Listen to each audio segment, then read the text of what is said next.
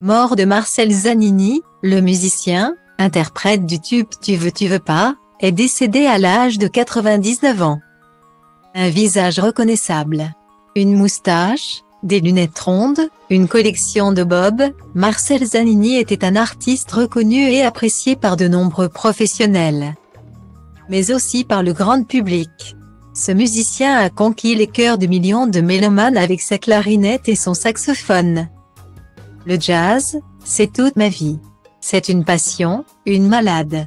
Le jazz, c'est mieux que d'être amoureux, rapportait-il à l'AFP en 2005. À la scène comme devant la caméra, il n'a jamais mis de côté de jazz. Au lendemain de la disparition de Sœur André, une autre personnalité s'en va. Ce mercredi 18 janvier 2023, son fils Alain, plus connu sous son nom d'écrivain comme Marc-Édouard Abbé, a fait savoir le décès de son père. Marcel Zanini était âgé de 99 ans. Il est décédé à l'hôpital à Paris, a ensuite indiqué son fils à l'AFP. Malgré la reconnaissance obtenue dans le milieu du jazz, le grand public retiendra un tube de variété, Tu veux ou tu veux pas, en 1969.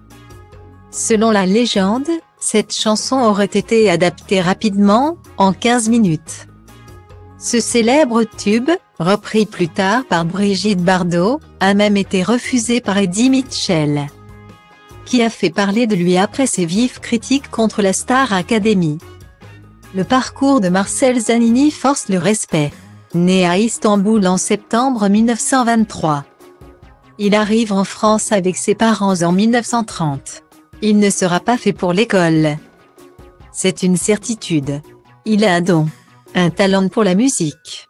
C'est après avoir vu un film de Benny Godman jouant de la clarinette, qu'il va se tourner vers cette discipline.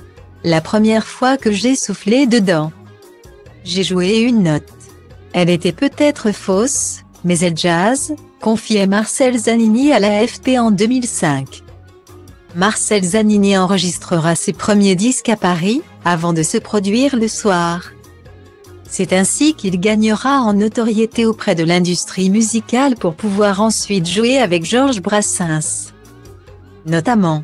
Jusqu'en 2010, le musicien et chanteur montera sur scène, y compris avec son fils, Marc-Édouard Abbé. Jamais je n'ai abandonné le jazz. Tous les jours, j'en écoute et j'en joue, expliquait Marcel Zanini.